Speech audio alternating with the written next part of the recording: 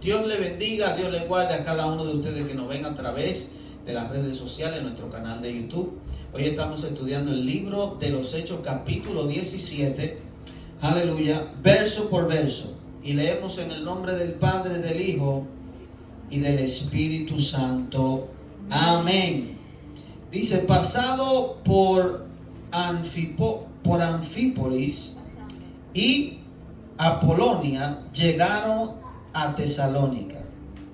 Cuando usted ve estos nombres en la Biblia, estos fueron lugares donde incluso usted busca el mapa, muchos de estos lugares todavía tienen esos nombres, pero por ejemplo Tesalónica fue uno de los lugares donde Pablo estableció iglesia, incluso le escribe cartas a esos lugares.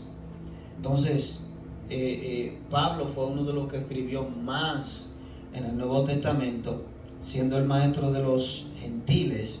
Y aquí menciona esos lugares.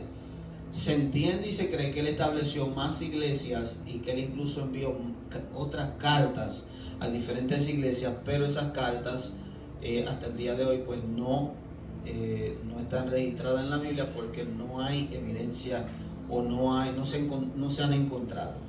Es por voluntad del Espíritu Santo que nosotros tenemos la que tenemos hoy para instruirnos, y por eso la estudiamos y la leemos.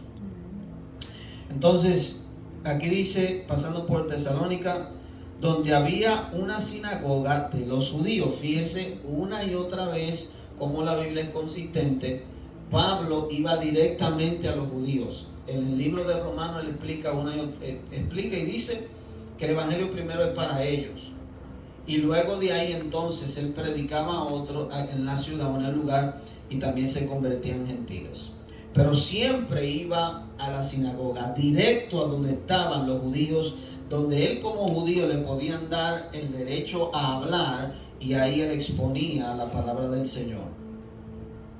Y Pablo, como acostumbraba, fue a ellos, y aquí mismo lo dice, como acostumbraba, esa era la costumbre de él. Él entendía que el Señor lo había llamado a esa misión.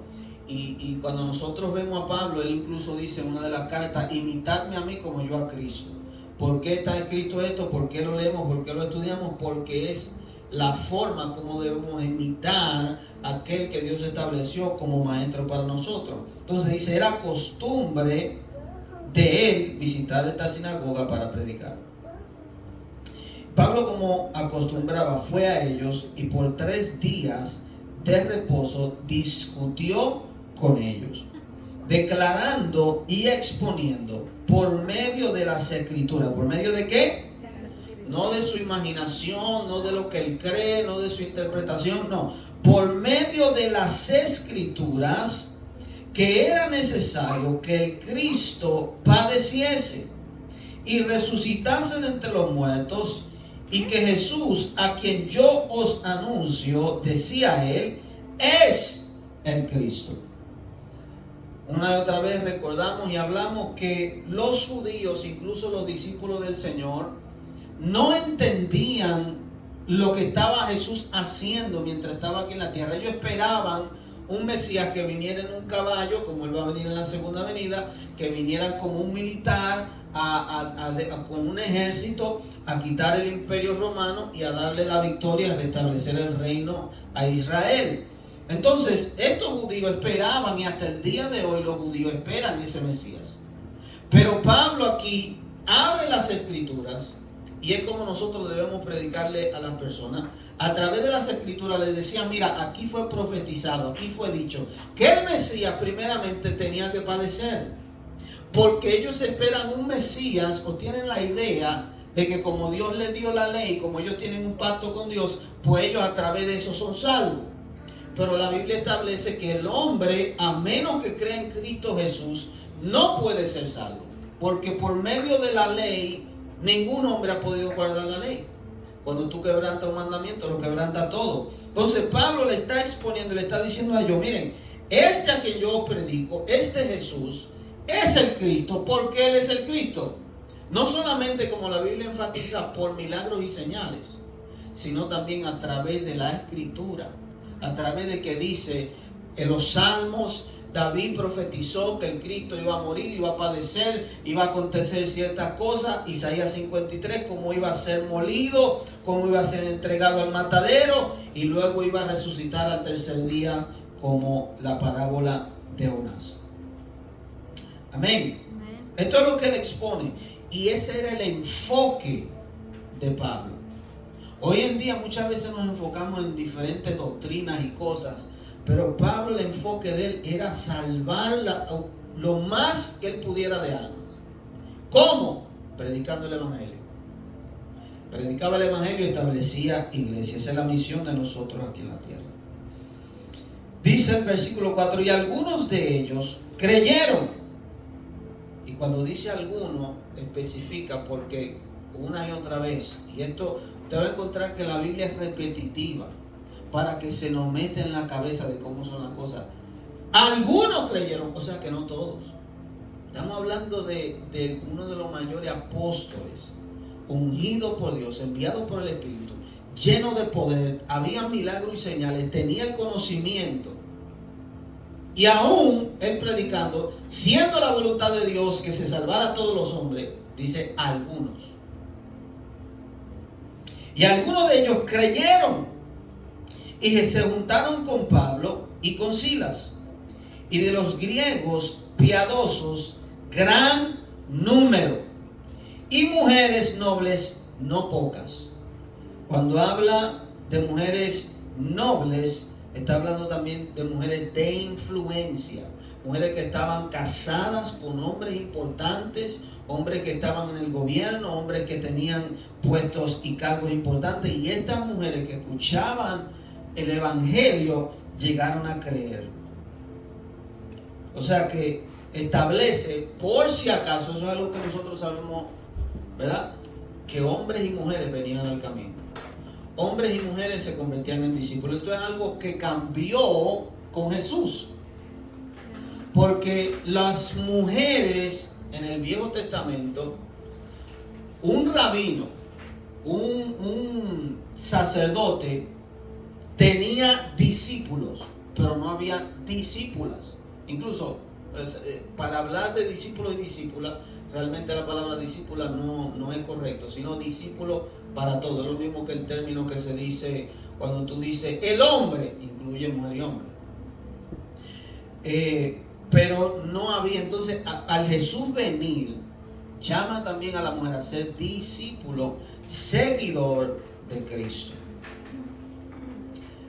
Entonces, los judíos que no creían, aquí está la otra parte, muchos creyeron algunos, pero entonces habían otros que no creían, y esto es lo que sucede con los que no creen, teniendo celos, tomaron consigo a algunos ociosos, o vagos, se puede decir, hombres malos, y juntando una turba, o un grupo de hombres, alborotaron la ciudad y asaltaron la casa de Jasón, procuraban sacarlo al pueblo. Fíjense que otra vez Pablo encuentra oposición. Otra vez Pablo va a otra ciudad nueva, predica el Evangelio y se encuentra lo mismo. Es la misma cosa que sucede de una u otra manera, y eso va a pasar con nosotros.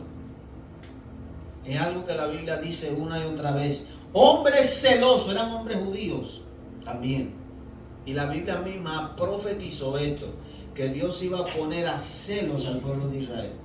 Cuando usted se ve a Dios hablando de Israel, le habla como, Él es como un esposo y Israel como su esposa. Y le dice a Israel muchas veces a través de los profetas, tú te fuiste a fornicar con otros dioses. Me engañaste, me fuiste infiel adorando a otros dioses. Y así trata Dios al pueblo de Israel de esta manera, haciendo como una forma de que ellos le pertenecían a Él. Pero entonces por esta causa, ahora el Señor se viene a salvar a los gentiles. Y ellos sintiéndose que su Dios es solo de ellos, entonces tienen celo. Al ver que nosotros aceptamos la salvación, entonces tienen celo. Y el mismo Señor dijo, los voy a provocar a celo, por cuanto me rechazaron, por cuanto no quisieron aceptarme.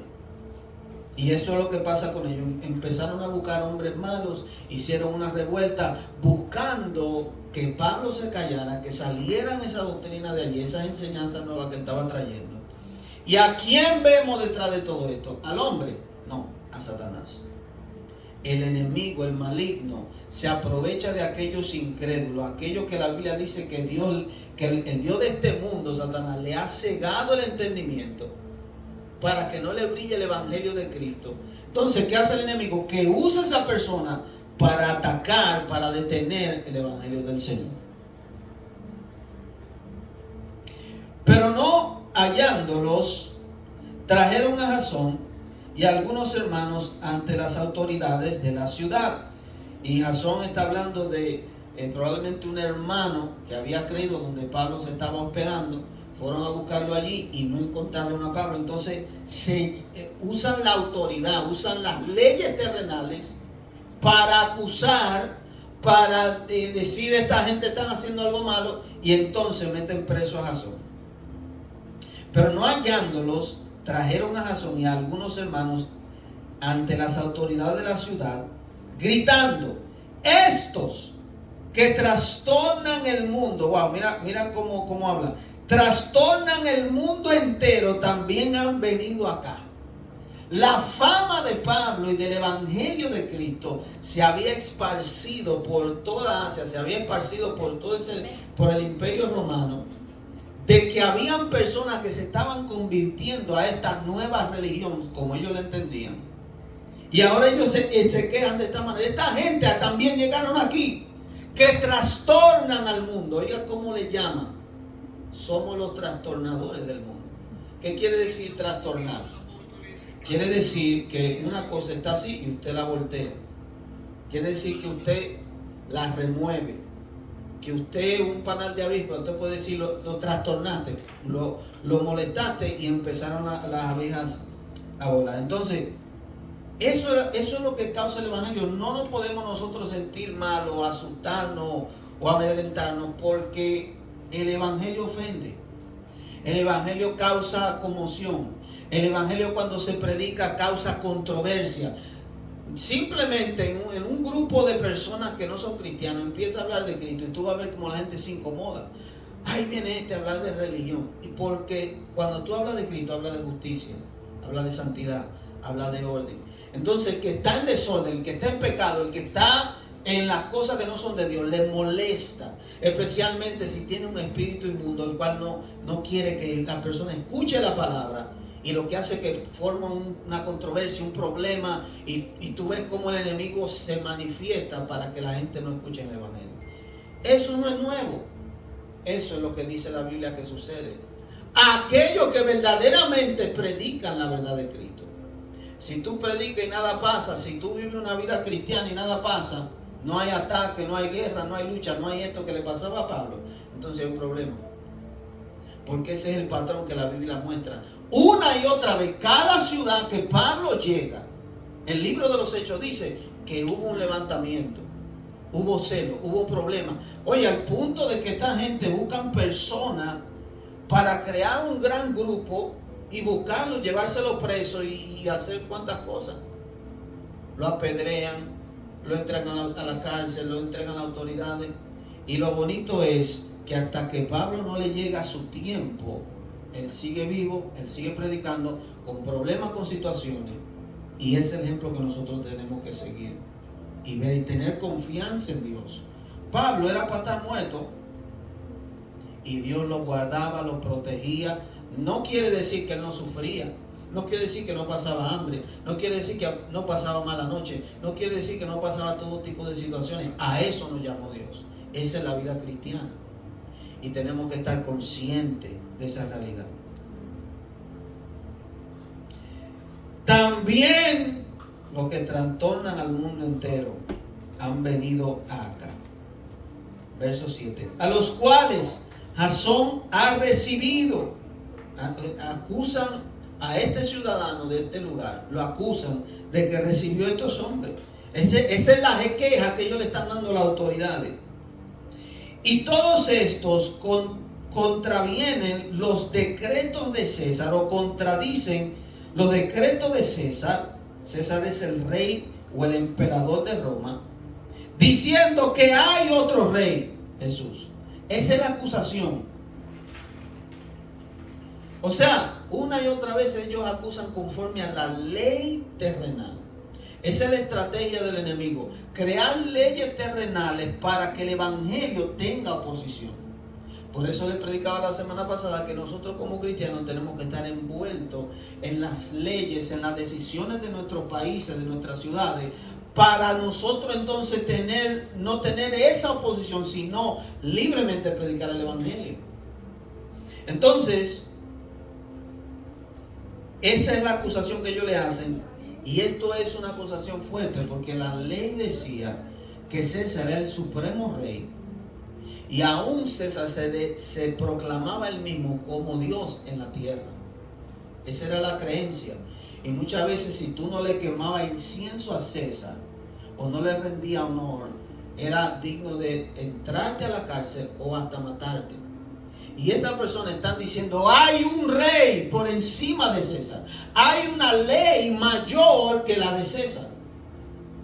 Que es lo que nosotros también hablamos. La Biblia nos manda a obedecer al rey o al presidente que está, las leyes terrenales, siempre y cuando sean en orden con la Biblia. Cuando contradicen la palabra, nosotros estamos llamados a proclamar esas leyes que no son de Dios y a decir que nosotros seguimos la ley de Cristo.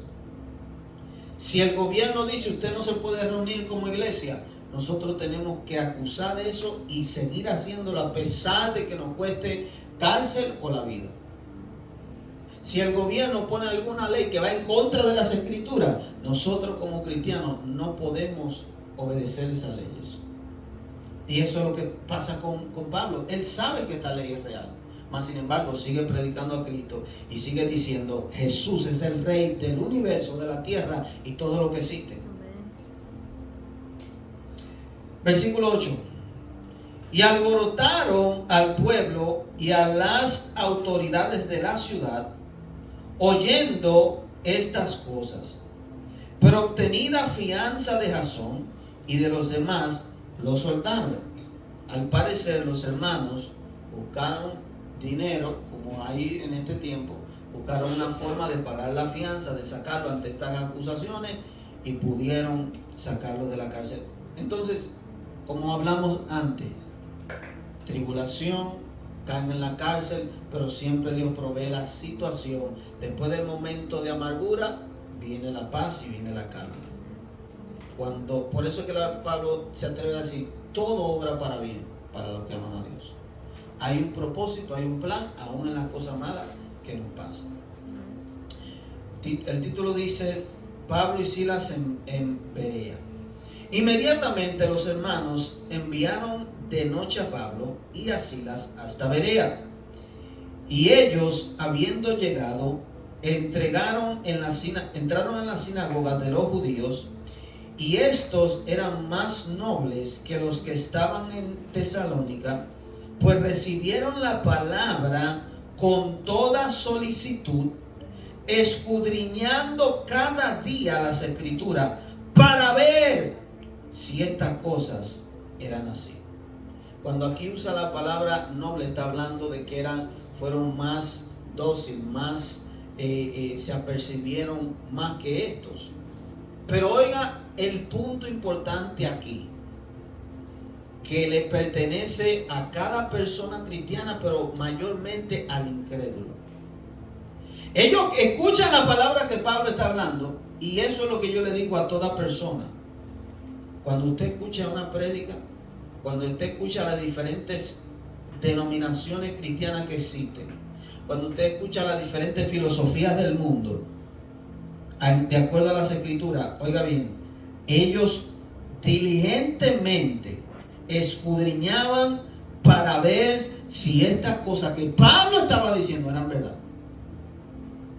Aquí nosotros estamos haciendo un estudio, yo le estoy enseñando la palabra del Señor, nosotros predicamos, pero usted es responsable de estudiar.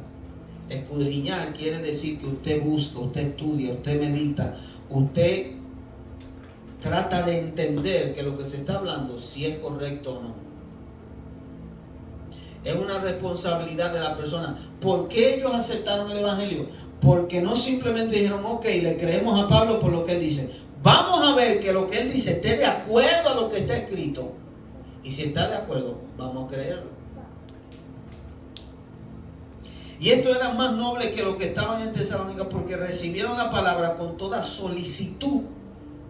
O sea, le pusieron atención, escudriñando cada día las escrituras. No un día, no todos los días. Vamos a ver que lo que Pablo dice es real.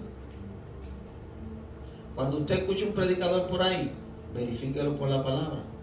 Cuando usted escuche cualquier tipo de otra denominación o doctrina, vaya a ver si lo que esa persona está diciendo está en la Biblia y si está de acuerdo con ella.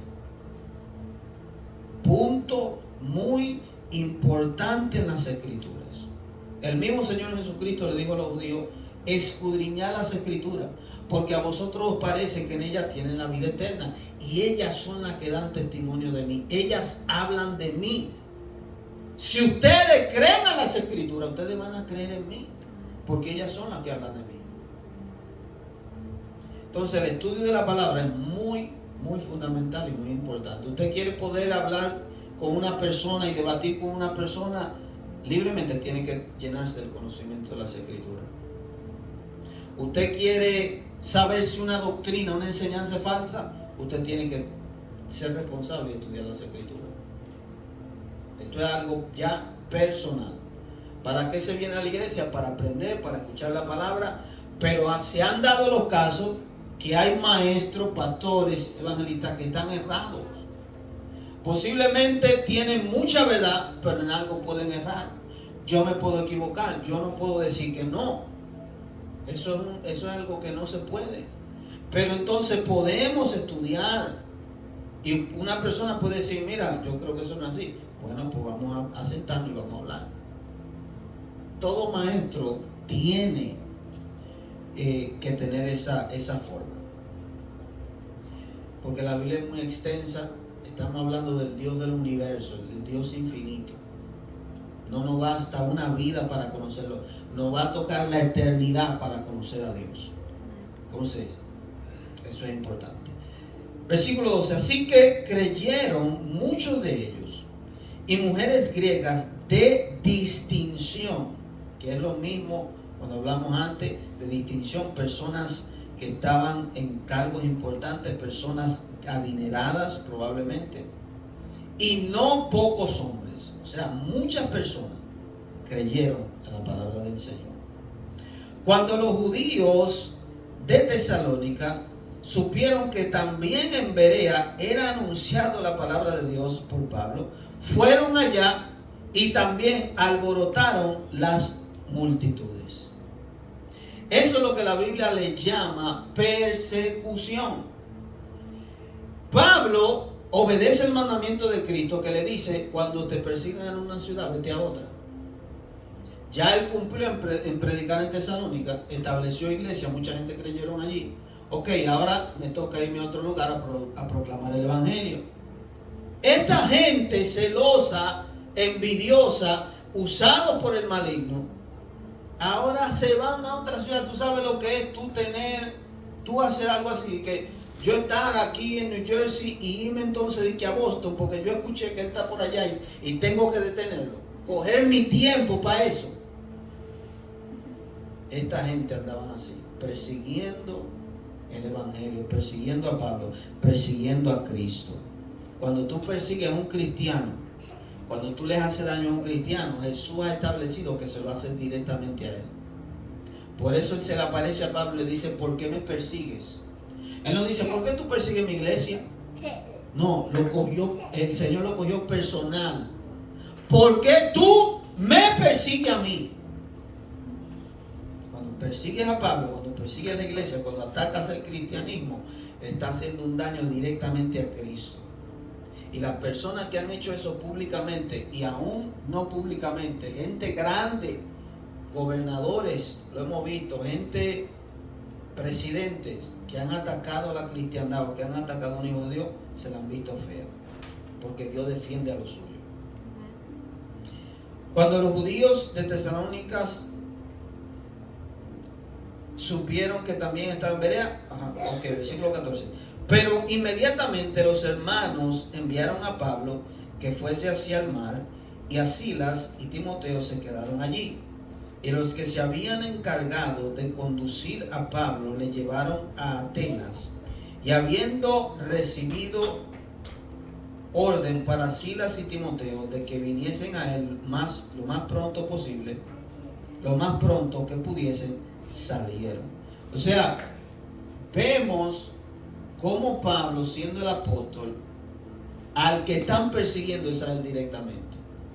Enviaron a Pablo fuera hacia el mar, probablemente en una barca, para que no lo encontraran, porque hay algo y hay un principio bíblico: hiere al pastor y serán dispersadas las ovejas.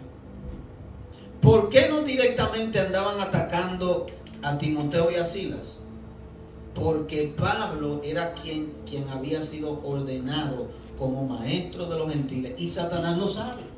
Entonces, si a él lo quitan, hay una pérdida en el reino. Por eso lo cuidaban, lo guardaban, y Dios lo protegió hasta el final. Versículo 16.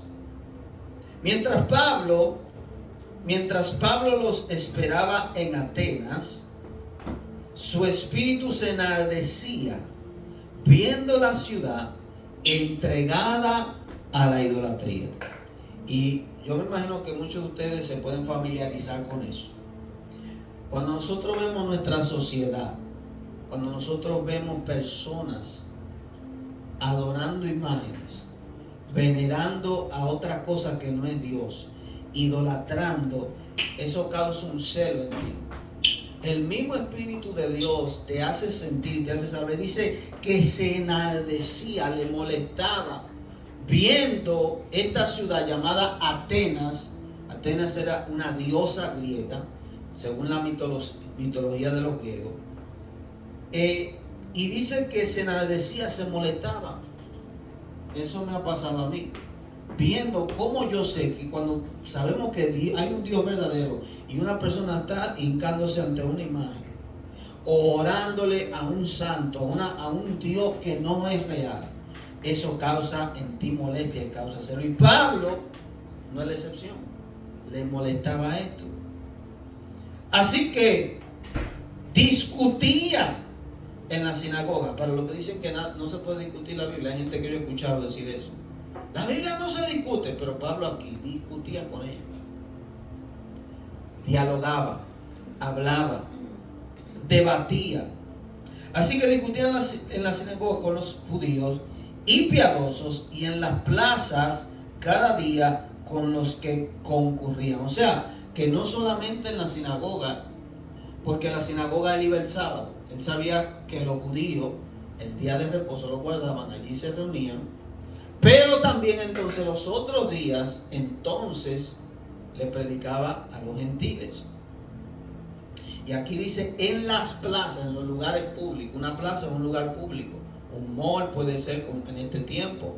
Claramente en aquel tiempo no había malls, pero había lugares donde en las plazas se vendían cosas, era como el mercado. Allí concurría mucha gente y allí él tomaba la oportunidad para hablar la palabra. Por eso se entiende que hay que salir a predicar el evangelio en los parques, en los diferentes lugares, para que la gente venga a Cristo. Y algunos filósofos de los epicureos y de los estoicos, que son aprendices o estudiosos de estos, son hombres que fueron filósofos griegos, estudiaban su filosofía, sus conocimientos, y ellos entonces ahora escuchan a Pablo, dice, disputaba con él, y uno decían, ¿qué querrá decir este palabrero? Y otro, parece que es predicador de nuevos dioses, porque les predicaba el evangelio de Jesús y de la resurrección. Miren cómo el evangelio de Cristo siempre va pegado a la resurrección. Sin la resurrección no hay prueba o no hay fortaleza para decir que Cristo es Dios. Lo que prueba que Jesús es el Hijo de Dios es que Él resucitó de entre los muertos. Ningún otro hombre, ningún nada que existente en este mundo, animal o hombre, ha podido volver a la vida para no morir jamás. Cristo es el único. Entonces ellos se preguntaban, al ver a Pablo gritando, predicando la palabra, decían, ¿qué es lo que te habla? Le daba curiosidad, porque algo tenían los griegos que les gustaba el conocimiento.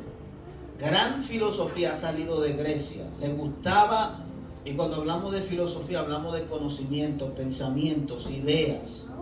Entonces a ellos les gusta y les gustaba. Y en este tiempo ese espíritu así de Grecia existe ahora, donde el conocimiento se ha aumentado y la gente quiere escuchar nuevas ideas, nuevas cosas. Y ellos entonces, viendo a este hombre, le da curiosidad y dicen, ¿qué es lo que este hombre está hablando? Verso 19, y tomándole, le trajeron al Areópago, diciendo, ¿podremos saber qué es esta nueva enseñanza de que hablas? Pues traes a nuestros oídos cosas extrañas. Queremos pues saber qué quiere decir esto. El Areópago era un lugar donde, según la mitología, el dios Ares, creo que fue, según ellos entienden, se puso, era un lugar donde se reunían personas a hacer juicio o a escuchar una persona que dijera o expusiera su razón. Entonces ese lugar era de ellos, de los griegos, donde se juntaban personas a escuchar nueva filosofía o ideas, y a Pablo lo trajeron aquí, le dieron la oportunidad de hablar allí y le preguntaron, ¿qué es lo que tú hablas? Dinos, expónenos, ¿qué es lo que tú estás diciendo? Pues traes a nuestros oídos cosas extrañas. Queremos pues saber qué quiere decir esto. Y oigan por qué ellos tienen esa curiosidad en el versículo 21. Porque todos los atenienses y los extranjeros residentes allí en ninguna otra cosa se interesaban sino en decir o en oír algo nuevo. Algo nuevo. Querían escuchar una nueva doctrina, una nueva filosofía. Querían llenarse de conocimiento. Y ese lugar era el lugar específico para eso. Entonces Pablo, puesto en pie, en medio del Areópago, dijo: varones atenienses, en todo observo que sois muy religiosos, porque pasando y mirando vuestros santuarios, hallé también un altar en el cual estaba esta inscripción: al Dios no conocido, al que vosotros adoráis, pues sin conocerle es a quien yo os anuncio. Aquí Pablo usa la sabiduría. Pablo aquí usa inteligencia, cosa que muchas veces entre la iglesia cristiana se acusa de eso, como algo malo. De que tú puedes, por ejemplo, usar una estrategia para predicar el evangelio. Ejemplo, vamos a traer a los jóvenes, vamos a hacer un campamento de jóvenes, vamos a hacer actividades que a ellos les gustan, vamos a introducirle el evangelio por allí. Y hay personas que ven eso como una ofensa, como quien dice: ah, pero tú estás usando estrategia humana para traer algo espiritual a la persona. Y son cosas que se pueden usar, lo cual la Biblia no prohíbe, pero se pueden usar para atraer y predicar el evangelio. Cuando tú vas a un lugar de pobres, se puede traer comida, se puede traer ropa para atraer al necesitado, y entonces ahí introducirle el evangelio de acuerdo a su necesidad. Ir a una cárcel donde la persona está tal vez sin esperanza, cometió un delito y está vulnerable a escuchar el evangelio. una persona en un funeral, que se le muere una persona, allí una oportunidad para predicar a Cristo. Porque la persona está vulnerable. Se pueden catalogar como una estrategia humana, pero son válidas. Entonces Pablo dice que ve una inscripción de un Dios desconocido, que ellos dicen. Tenían un altar sin una imagen al Dios desconocido. Entendiendo los atenienses que tal vez había un Dios que ellos no conocían. Y Pablo usa esa inscripción y esa estrategia para decir: este que ustedes dicen que no conocen es el que yo les predico. En otras palabras, eso le va a llamar la curiosidad, le va a llamar la atención. Déjame ver que este dice que conoce a ese Dios que nosotros adoramos, que no conocemos. Déjame ver quién es. Y Pablo usa esa forma. El Dios que hizo el mundo, y aquí le empieza a describir quién es este Dios. El Dios que hizo el mundo y todas las cosas que en él hay, siendo Señor del cielo y de la tierra, no habita en templos hechos por manos humanas. Oiga lo que Pablo está estableciendo y está diciendo.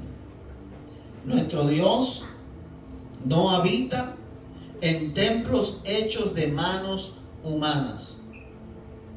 Suena eso tal vez como una contradicción, porque la Biblia dice que Dios le dijo a Moisés: construye un templo, ¿verdad?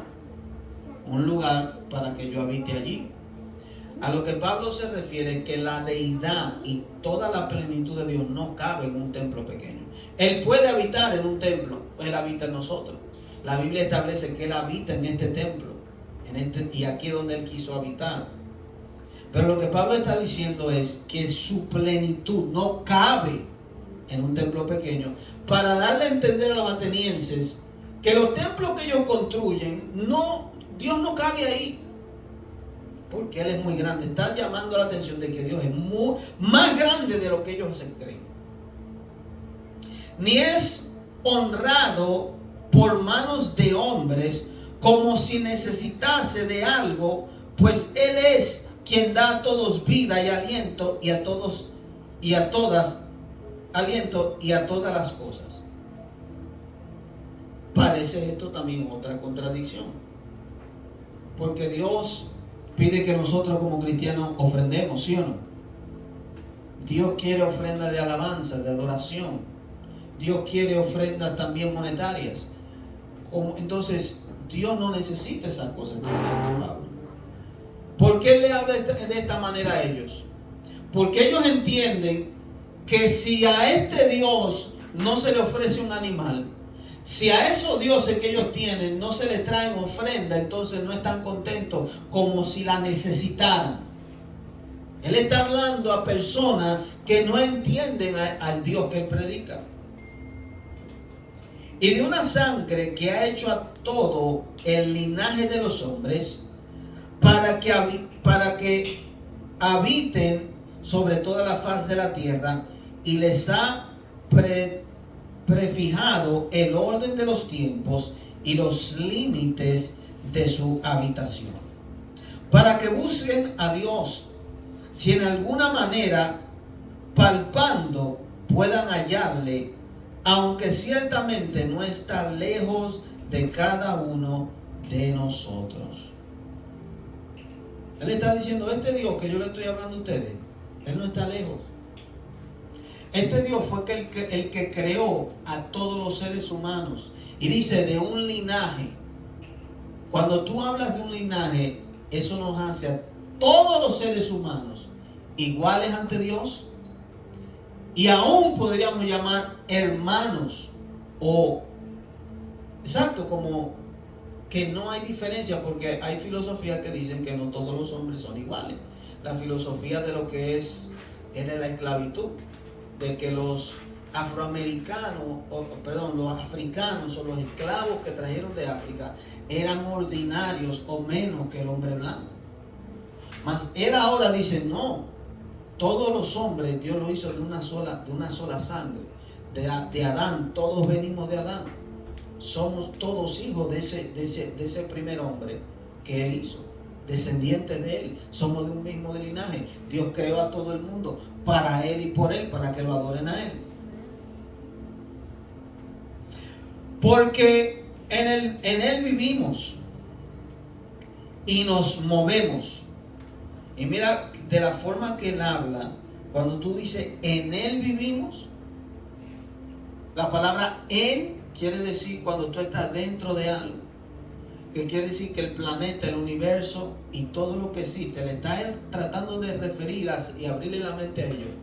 Este Dios es tan grande que Él está en todo lugar. Nosotros caminamos, vivimos, nos movemos dentro de Él. O sea que no estamos fuera, Él no está lejos.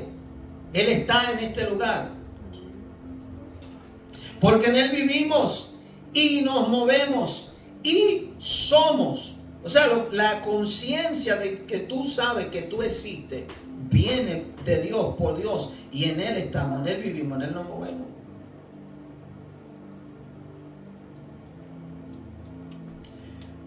Como algunos de vuestros propios poetas también han dicho, porque linaje suyo somos. Y aquí él usa un quote fuera de la Biblia. O sea, Pablo, ¿y por qué habla de esto? Porque es que yo he visto como cristianos muy rajatables y religiosos te dicen, no use ejemplos fuera de la Biblia para predicar. No use ejemplos que estén fuera. Habla de la Biblia y está correcto. Pero aquí yo veo a Pablo que él se baja o se pone al nivel del conocimiento de ellos para traerle a Cristo. Y le dice, los filósofos de ustedes dicen esto.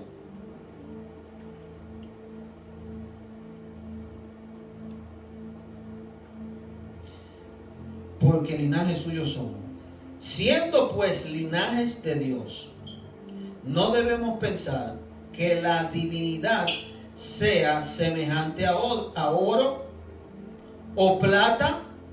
Wow, qué inteligencia usa Pablo. Dijo, si nosotros somos linaje de Dios, si provenimos de Él, ¿cómo ustedes ahora dicen que ese Dios es un Dios que puede ser hecho de oro, o de plata, o de madera, o de piedra? Siendo pues linaje de Dios, no debemos pensar que la divinidad, la deidad de Dios, sea semejante a oro, a plata, a piedras, esculturas de arte y de imaginación de hombres. En otras palabras, él está diciendo, las imágenes que ustedes tienen, de la forma que ustedes imaginan que Dios es, si ustedes lo han esculpido allí, Dios no es así. Dios nos hizo a su imagen y a su semejanza. Si su filósofo dice que somos su linaje y ustedes creen eso, ¿cómo ustedes dicen entonces que este Dios de madera es Dios?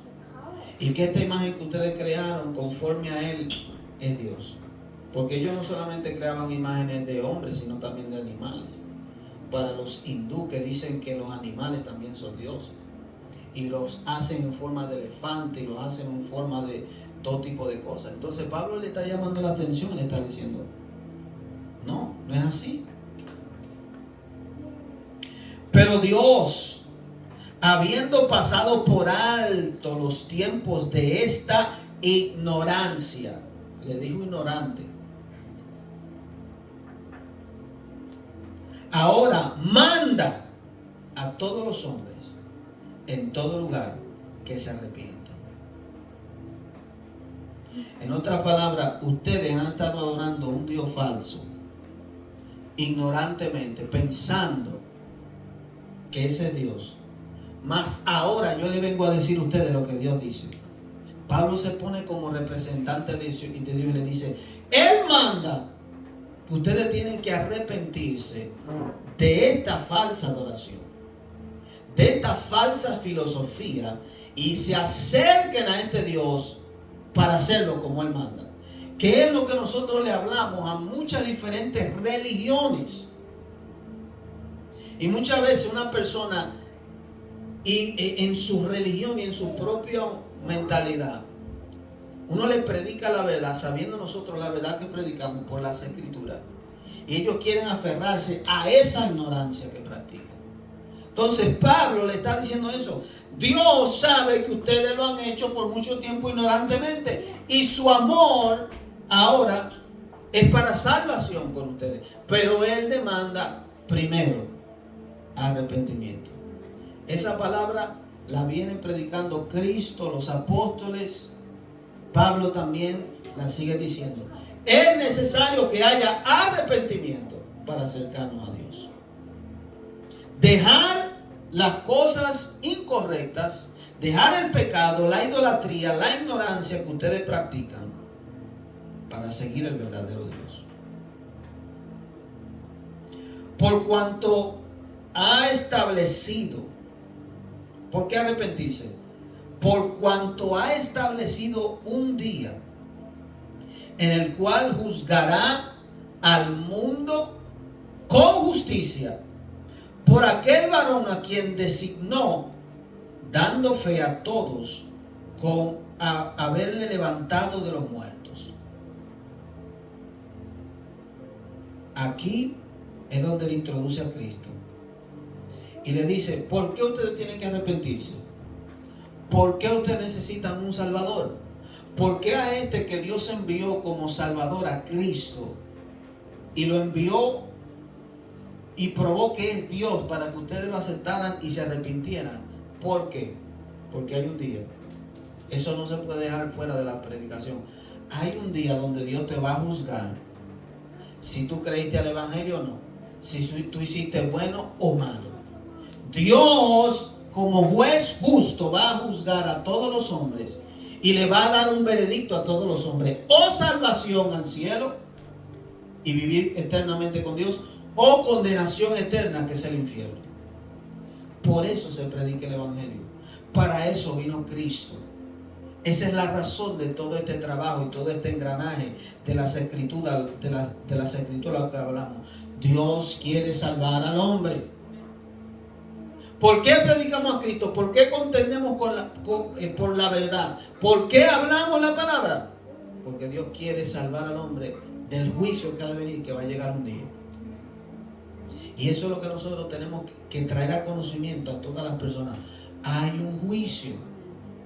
Tú puedes estar brincando, haciendo, viviendo como te dé la gana. Un día tú vas a dar cuenta a Dios por esto, aunque la gente lo crea, aunque no lo crea. Entonces, cuando Él le habla de la resurrección a ellos, oiga qué pasa. Verso 32. Pero cuando oyeron lo de la resurrección de los muertos, unos se burlaban y otros decían: ya te escucharemos acerca de esto otra vez. Y así Pablo salió de en medio de ellos, mas algunos creyeron, juntándose con él, entre los cuales estaba Dionisio, el Areopagita, o sea que él era uno de esos filósofos que hablaba allí, una mujer llamada Damaris y otros con ellos. O sea, vemos una y otra vez el mismo caso. Él predica, él habla, Dios le abre el corazón a un grupo, a lo que él tiene para salvación, y otros no pueden aceptar el Evangelio. Otros no lo creen. Pablo se entristeció. Pablo empezó a renegar. ¿Qué hizo? Se juntaron los que creyeron, los aceptó, les predicó, le habló y los bautizó. Ese era el orden. Entonces, muchas veces nosotros dejamos de hablar la palabra porque muchas veces vemos personas que no reciben y no aceptan a Cristo. Y eso nos desanima. Pero eso le pasaba también a Pablo. Como hay personas que también van a recibir, van a aceptar. Como hay personas que en el momento tal vez te pueden decir: no estoy listo, no estoy preparado, pero se le queda una semilla. A mí me predicaron muchas veces, muchas personas, hasta que un día la semilla Dios la hizo crecer y nos convertimos. Entonces, Pablo predica la palabra, predica el evangelio, donde se le daba la oportunidad, iba ante los judíos, ante los griegos y declaraba sin miedo la verdad de Cristo. Dios mandó a Jesús para salvarlo. Ustedes están adorando a otros dioses, pero Él quiere darle perdón, vengan a Él. Un grupo se añadía, otro no. Y esa es la verdad. Amén. Aleluya, pues lo dejamos ahí hasta la semana que viene, en el capítulo 18, donde Pablo llega a Corinto, donde es otro lugar en el cual él estableció iglesia y le predicó a ellos. Incluso escribió 2 cartas. Creo que los Corintios son las cartas favoritas mías, porque habla de muchas situaciones, da muchas instrucciones a la iglesia de cómo debe conducirse, y es tremendo. Así que Dios le bendiga. Espero que le haya sido de bendición esta palabra, que siga estudiando la palabra del Señor para que te siga llenando del conocimiento, que nadie te engañe, en el nombre de Jesús. Será hasta la próxima. Bendiciones.